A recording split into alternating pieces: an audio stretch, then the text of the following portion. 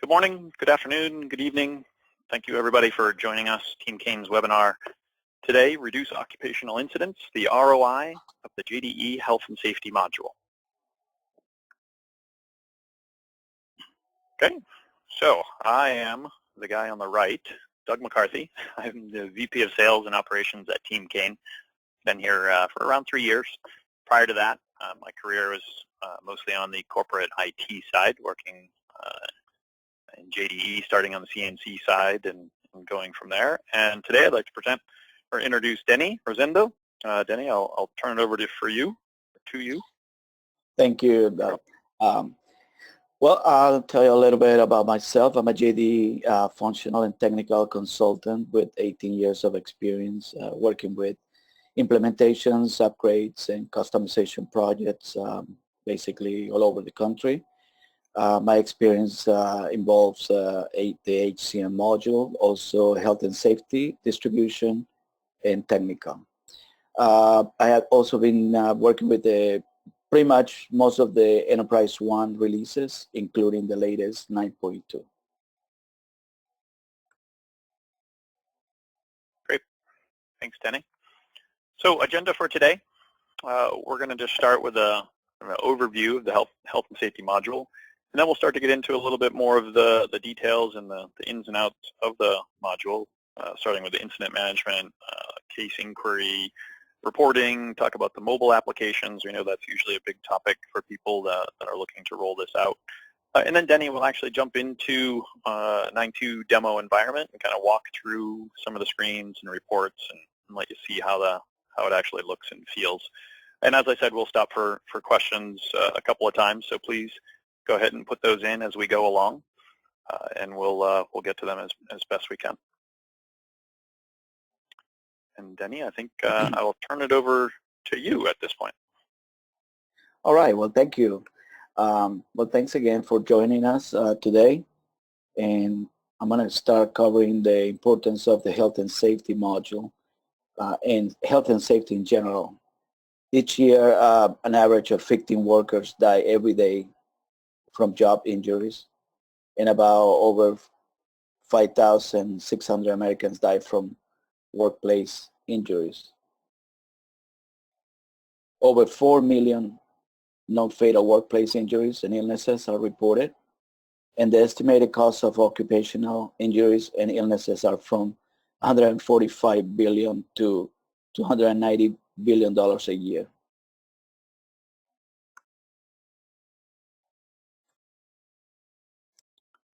So what's the importance, again, of the health and safety module?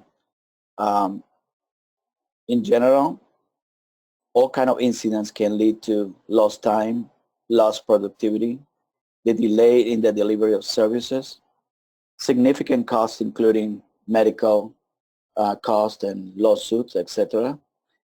And finally, bad reputation and bad employee retention. What are the employee rights by labor laws? Number one, the employee can notify the workplace hazards.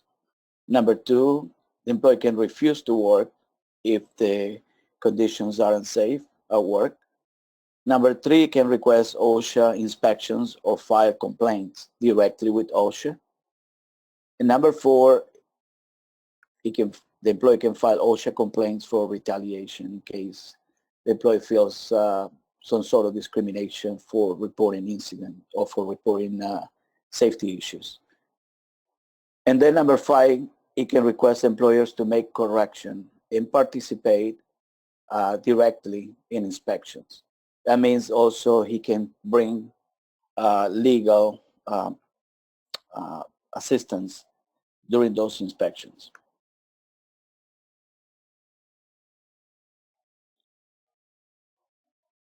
With the JD Edwards health and safety system, the following can be achieved.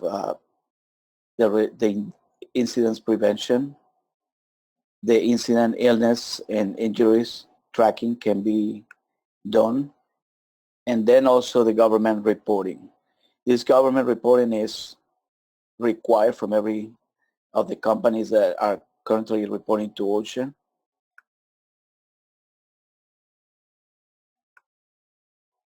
And the health and safety record-keeping rules. The rules are that these are the most important elements that need to be recorded: lost work days, restricted work, and any incident requiring more than first aid treatment. That means serious injuries at work. And these are the industries that can benefit from this module: construction, public sector, oil and gas, manufacturing, utilities, automotive, healthcare, chemicals, and distribution. There are others here that are not listed, but pretty much employers that have 250 employees or more can report directly to the government, or must report directly to the government through data from health and safety and reporting. This is the health and safety, the main process. With the module, you can notify about incidents, initiate the investigation of incidents, record all kind of details regarding incidents, view all the information that is pertaining to cases that are being reported to the government agencies, and the regulatory reports. Mostly all the reports that are sent to OSHA and the Bureau of Labor. So a nice thing about the health and safety system in J.D. Edwards is also integrated to different other modules. Number one, the HR system, all the information regarding employees, job information, compensation, etc. Capital asset management for all kind of information related to equipment, vehicle, etc. General accounting for companies and business units. Inventory management for products or items that can be associated with incidents regarding the environment. Job costs for projects. This is a good one in different industries like construction. Payroll to provide the number of hours, work hours from all employees. And the address book system to provide address book numbers for equipment, employees, etc., contractors, etc.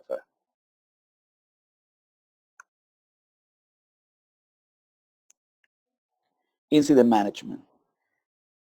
Basically, there are two main applications within this module that will help you to report the incident. The one that is basically the quick and dirty application is a report an incident, and the incident master program is the full version. These are the four main elements that are used in the reporting an incident. This application actually can work on a mobile device like an iPad or any tablet. And again, it's a way to quickly enter the information into the system. We're going to see these applications during the demo, by the way. Now, the incident management, the master program, it has it can actually capture a lot of information. This is basically the core of the whole incident management system, and it can capture incident details, assign tasks. You can do email notification with it. It will track cost, and it will also record all the inspections, and also has links to all the reporting system. Basically, with this application, with the master application, we can see the business process here, starting with the details, going into investigation of the incidents. The incident cost and task assigned can be done here in this module. And the incident case inquiry, the government reporting, task inquiry, and task reminders for employees and anybody that's involved in the incident. Also from here, we can link to the reporting piece, which is the one view reporting, and then the purge to remove all incidents from the system. The incident case inquiry, this will keep track and it will show you the cases that are, an incident can actually involve different employees, and each injury that is serious actually becomes a case, and that case is needs to be followed up. From here, from this application, you can view all the details that are going into the OSHA reports.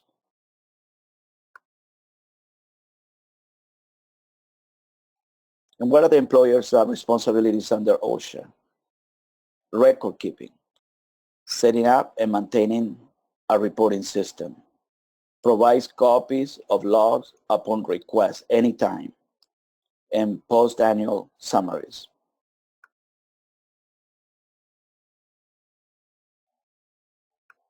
As part of the system, these reports are integrated: detailed incident report, regulatory reports, OSHA and Bureau of Labor reports, and one view reporting.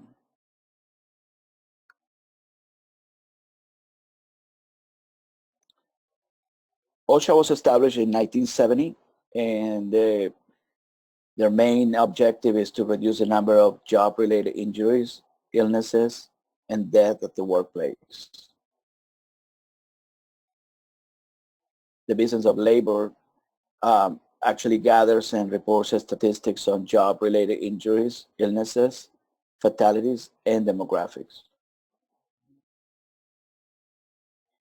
Okay, so these are the reports that every single year, every company must file with the government, with OSHA and with BLS. Number one is the OSHA Form 300, OSHA Form 300A, OSHA Form 301, and the Survey of Occupational Injury and Illness report form. These reports, basically, the difference on some of these OSHA reports is one is a log, one is a summary, and the other one that's going to give details on different injuries at the workplace. The BLS report is used by the government for statistics.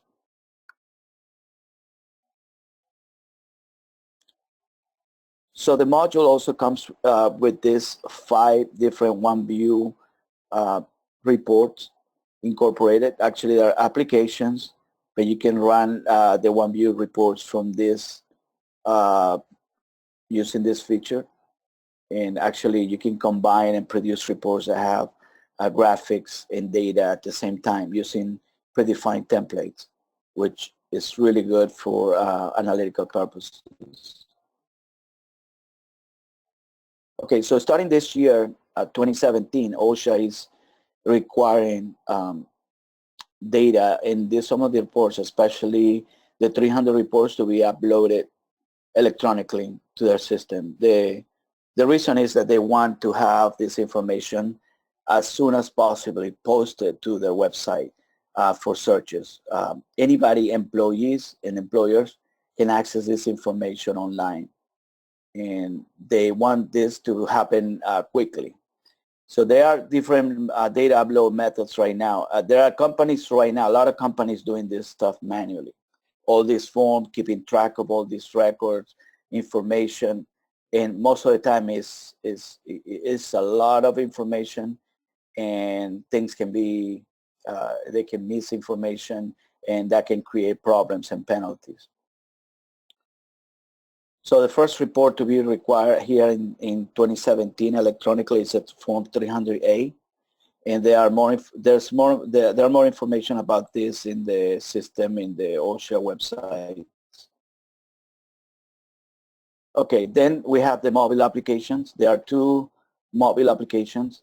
One is Report an Incident, and the other one is Incident Scoreboard mobile application.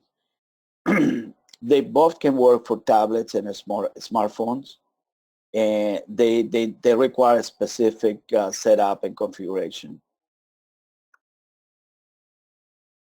We're not going to be showing this type of applications in our demo, But here are some screenshots that can kind of give you a preview of what they look like. Here's a new incident, person involved, and then all the incidents on a smartphone. Really nice. Then the same thing can be reported.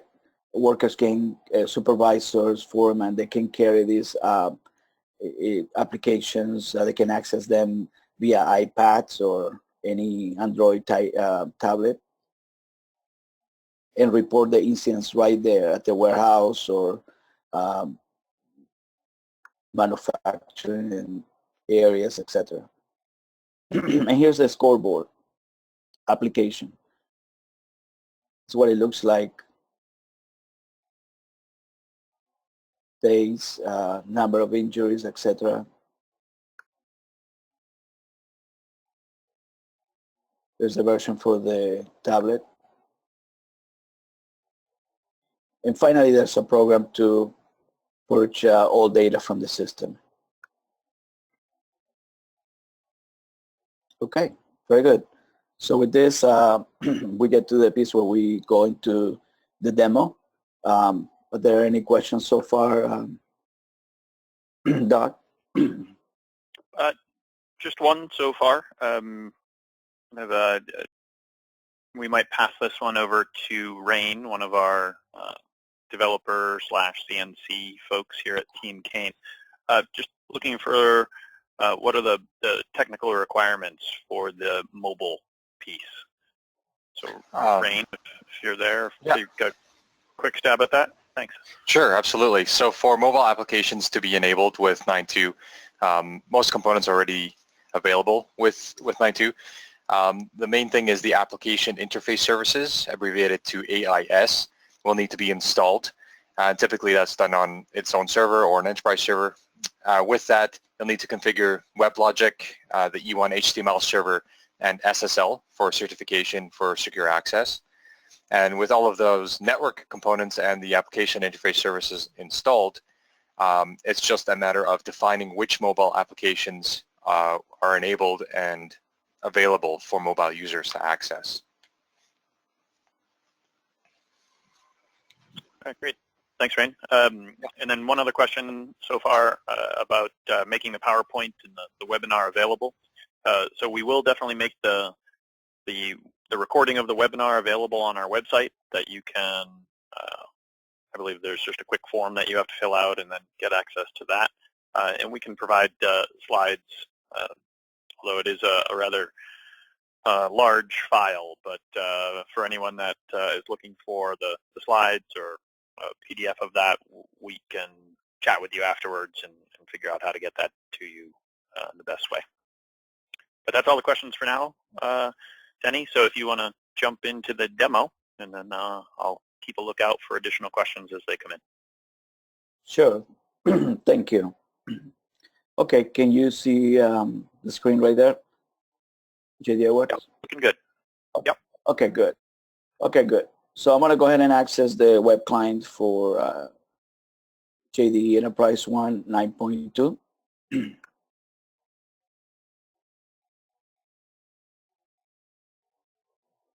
Okay. On the first thing, my profile has been configured to go directly into the E1 page for health and safety. By the way, this is a nice feature also. There's this E1 page comes with the module, and it can be configured to have more options or expand it to call in other many options in the system. It also has the safety scoreboard here, and it reflects all the number of incidents that are happening since the last one, etc. So I'm going to go ahead and try to keep the data flow here by starting with the report an incident. Again, this application is supposed to be a quick way to enter the information about an incident. And again, it works on a tablet, iPad, or Android. So workers can put the information immediately when the incident happened. So the elements here is what, when, who, and where. And on what? The description of the incident, the classification of the incident, if it's an injury, property, equipment damage, environment, etc. When it happened,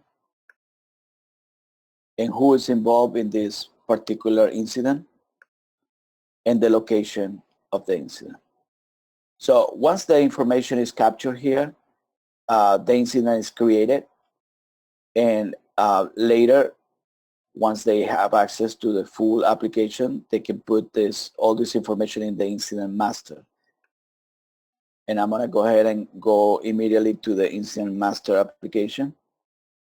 And basically, this is the core of the whole incident management system. This is a very big application, and it will actually capture a lot of information, a lot of details about any incident. Okay, so we got some demo data here, and it will take a long time for me to input a lot of this information. So I'm just going to go ahead and pick one of these particular incidents and show you how it's configured. So the incident numbers will actually pick the next number from next numbers, day and time description, the status of the incident, and the classifications. In this case, we have one incident that has an injury, has property damage. A worker was actually injured by a forklift. And the application has tabs, vertical tabs, and it has also sideways tabs, because it will go and capture a lot of information. The first one is the location, and it will pick up the establishment and company. The establishment for OSHA is actually the location. OSHA doesn't know about business units or anything like that from JDE, so they need to have a location that reports incidents to OSHA. And it also has geographical information here about the location. Also, here's what integrates with job cost on pulling project numbers. So I've seen this with construction industry, having lots and lots of locations where the workers are assigned to different projects, business unit. And one nice feature here also is the integration with the composite application framework, which is Cafe One. I'm going to try to pull the integration here.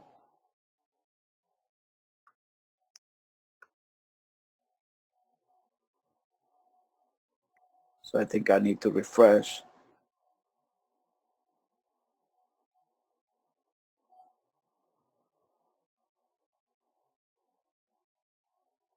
So what it does is it goes immediately into, in this case, Google Map, and it retrieves the location. And this is nice for companies that have multiple locations with workers, different plants, etc. And they can actually visualize where the locations are, either in US or anywhere else in the world. So for now, I'm going to go ahead and hide this. And I'm back to the application. The second tab here is notification. And you can actually, and you can configure the system. We can configure the system to actually send an email to a distribution list immediately after the incident is created. Or you can actually add individual employees, contractors, etc. With their email addresses. They have to be in the address book. But if it's somebody that is not an employee or anything like that, a third party doesn't really need to have an address book here. But well, here I added myself to it, and I can send anytime notification emails to anybody if the incident is updated.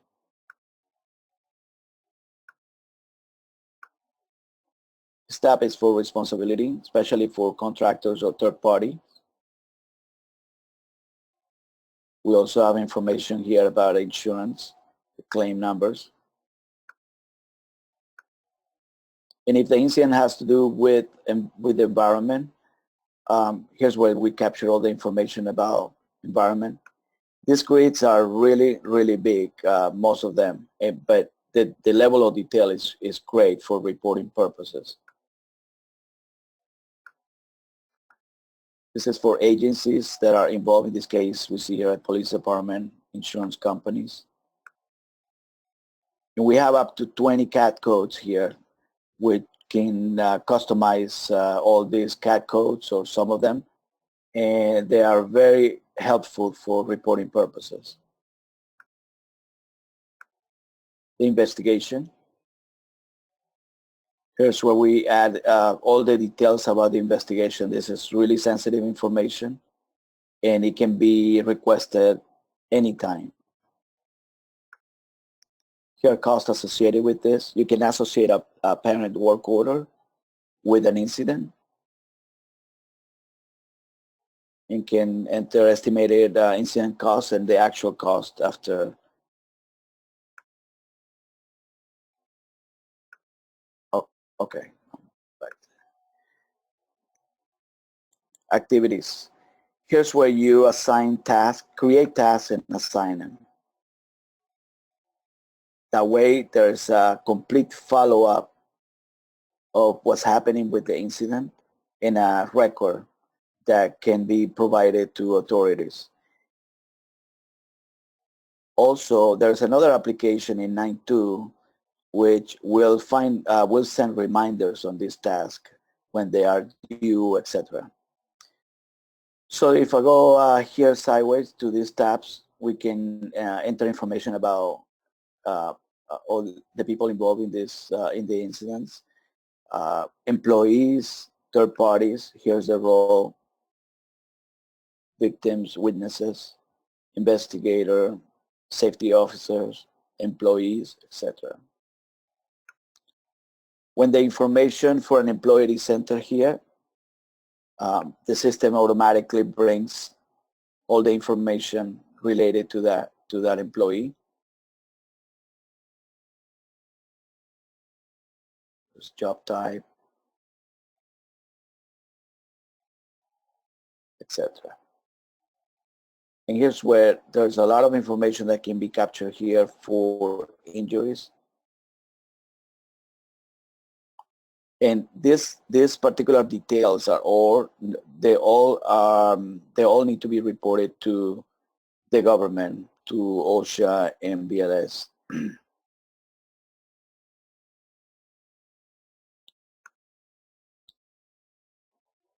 Here we have information about equipment and vehicles. This actually links to the capital asset management module and can bring all the information regarding equipment.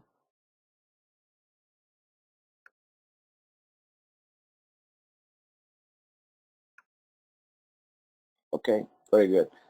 So what I'm going to do now is I'm going to go ahead and there are a lot of more details in some of these issues. Depending on the issues, there are more fields and information. By the way, this system has a lot of UDCs, so they can be configured in different ways.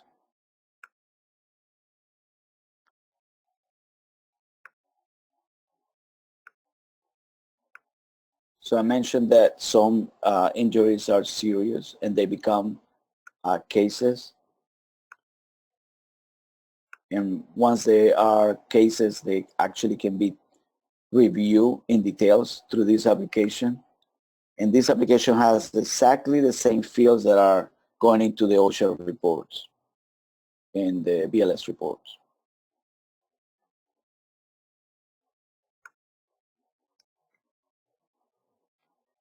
Okay, good. So with that, I'm going to show right now the some of the reports.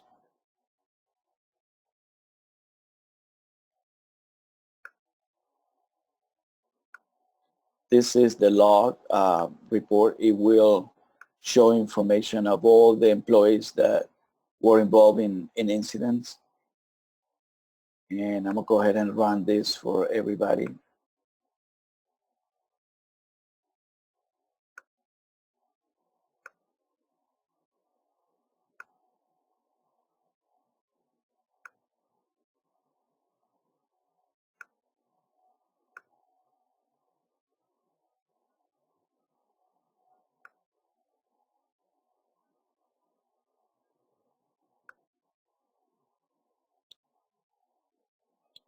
Here you go. You can see information about the case number, employee information, the type of injury, and days away from work, death, job transfer, etc., and more details on the injury. Now, this is great. A lot of people, I've seen companies that are doing all these things manually, and it is really, really difficult to keep all that information going sometimes without making mistakes. Okay, so I'm gonna go back to the demo.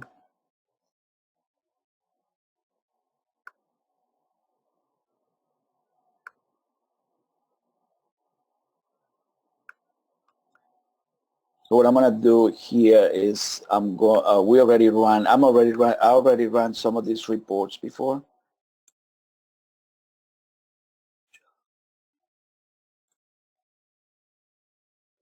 Let's see something here.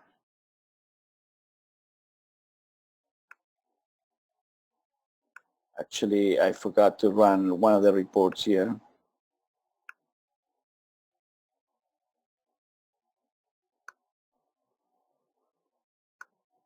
Let me see if I have it. Okay, here we go. Okay, this is a sample of the 300A report. You see it's a summary of all the cases. Now, one way to report to OSHA is by sending CSVs, and there will be no hassle to just produce these reports in CSV format.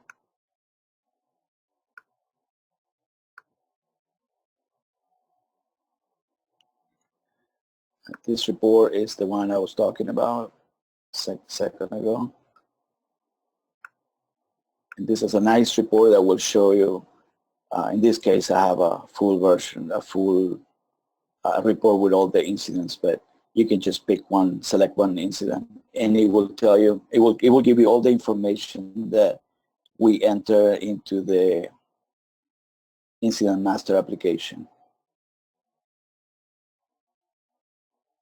So this is a nice report. Now, this can be customized. These are, I believe they're PIP reports, so they can be customized with your own logo, etc.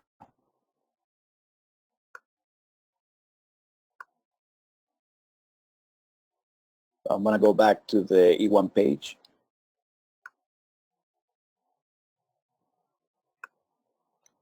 Okay. So the last thing I'm going to show you here is the one view reporting. We don't have a way right now to run this report with the BI engine. I think, Rain, can you elaborate a little bit about the connection to the OneView report engine?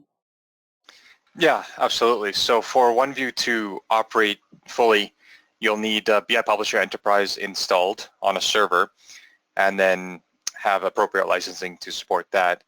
Then within JDE, it needs to be configured to communicate with that BI Publisher Enterprise server, so server permissions, etc., for communication.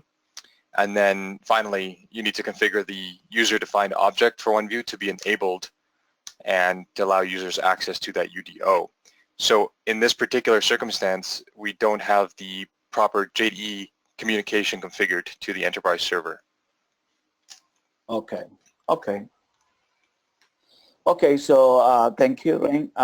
Basically, what I wanted to show them here is basically these applications, they already come with the module, but creating the reports is fairly simple for basic reports. Here they can just select any columns that they need or they want displayed. And after you select all the columns, then you do a save, and that's when it goes and connects to the BI Publisher engine.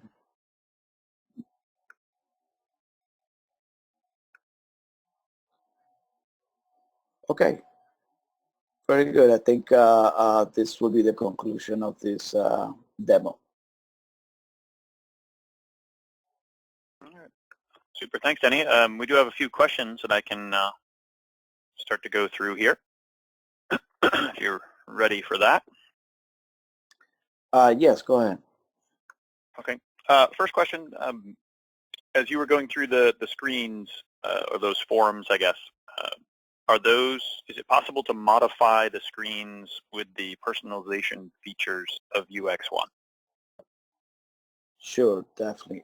There's a lot of personalization that can be accomplished with this module. Number one, obviously, processing options, cat codes. There's a lot of cat codes in different places that we can customize to capture basically any kind of data. Not every company or industry is the same, so everybody has different type of information. We can customize the grids, do also changes on the one view reporting and any of the reports that come with the system.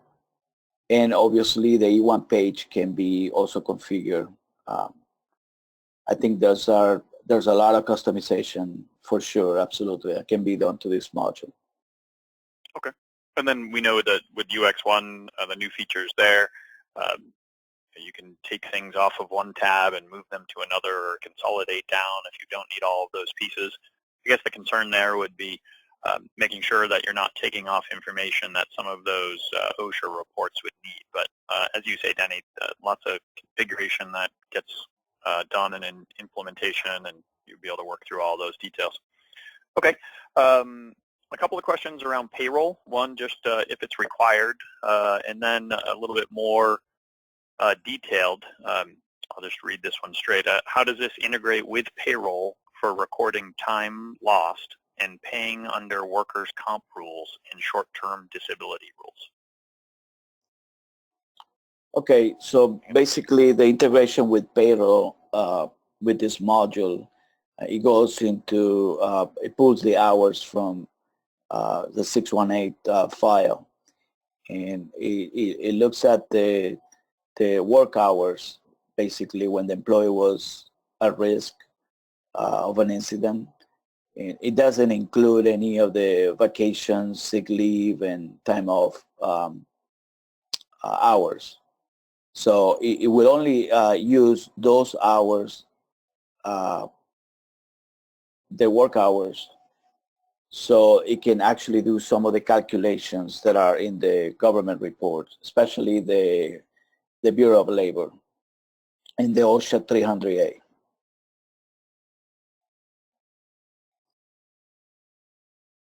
Okay.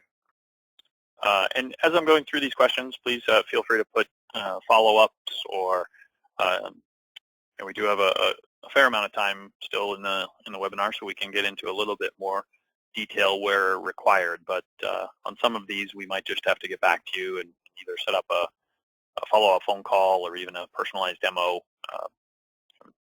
adhering a little bit more to what your personal needs might be. And of course, all of those are possibilities. So next question, Denny. How does an incident become a case? Is that a system process, or are all incidents already cases?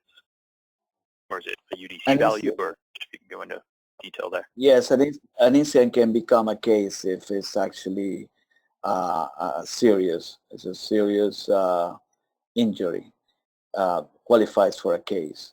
There's also in the system a way on the injury piece of the software that can signal and get the next number for the case, and it actually will assign it at that point.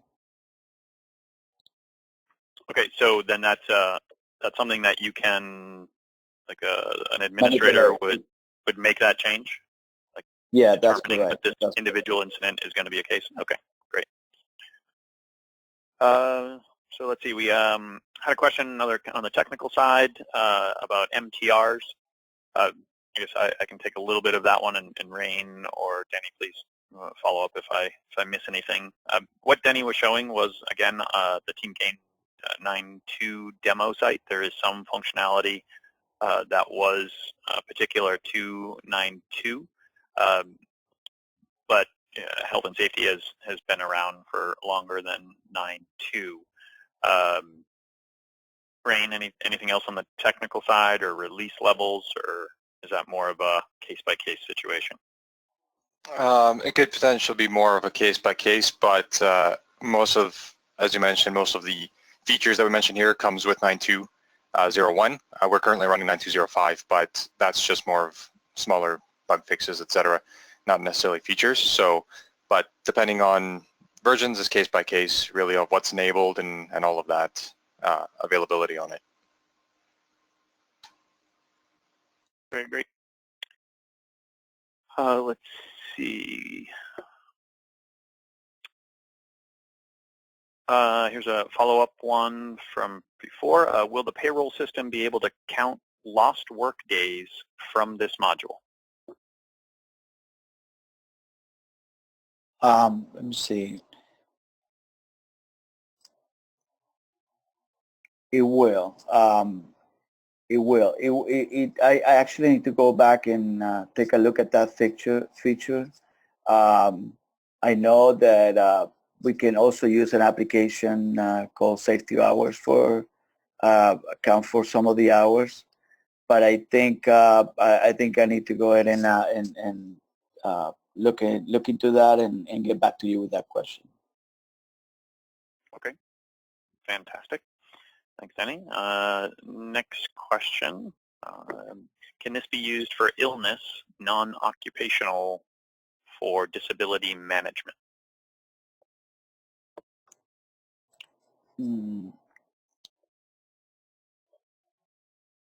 Yeah, I think follow-up one. there are different type of incidents. Basically, that's another question that I think I can take a look at it and get back to you on that one as well. I guess I am definitely not the expert in the health and safety module, but as we all know, JD Edwards is highly configurable. I know Denny talked about the 20 That's category codes that are there, which can give you a lot of flexibility in how you want to categorize things. So even if out of the box there isn't a non-occupational checkbox or however that might be tracked, you could definitely set the system to do something like that and be able to then pull that reporting out downstream as long as it was put in that way. Yes, I agree with that. That's some way to do it. That's a good thing about this. There are a lot of CAD codes in the system, and they can be configured in different ways. So I've seen places where there's some functionality that is not straight out of the box, but when we use the CAD codes, then we can actually go in and add UDCs, attach them to the CAD codes, and pull new functionality into the system.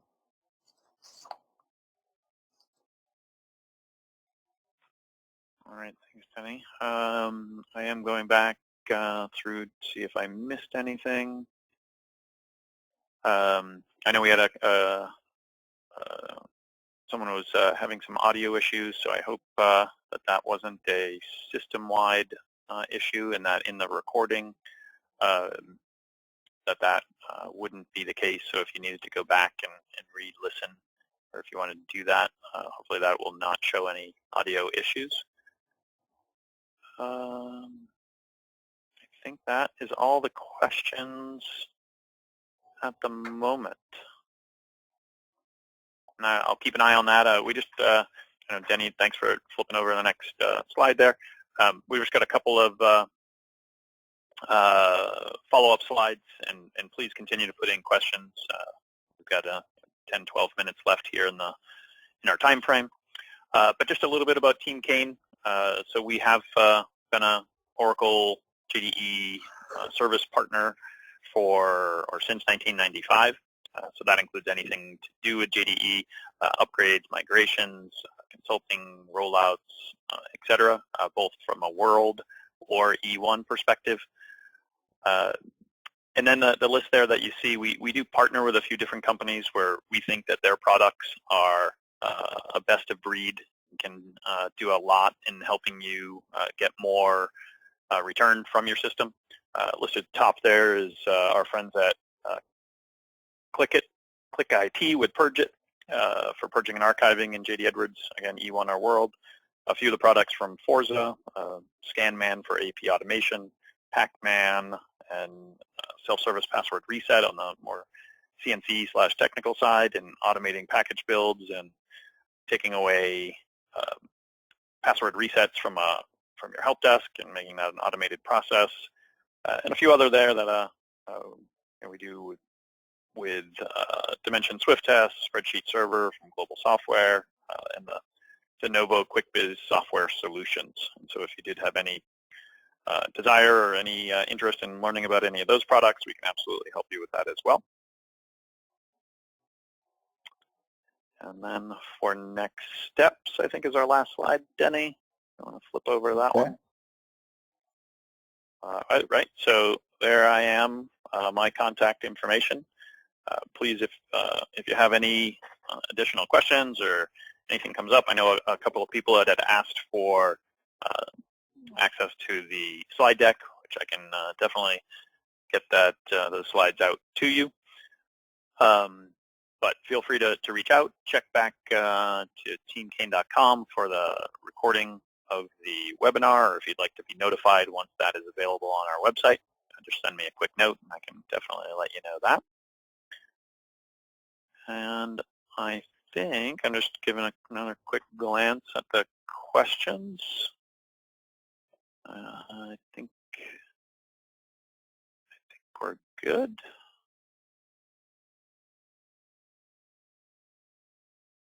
Okay, Will did just saw that one about notifying you about the presentation is available. We'll definitely do that. So with that, I guess we're a few minutes early. We'll keep the webinar open for anyone that maybe working on how to phrase that last question. But Denny, thank you so much. Great job in showing us the ins and outs. That's just kind of that high level. Thank you to everybody that joined us. We know that time is valuable, and at least in the U.S. here, we're already working on a short week. So definitely appreciate you taking the time and spending the hour with us. And like I said, we'll go ahead and keep this open for a few more minutes in case you have any follow-up questions. But otherwise, thank you so much and have a great day.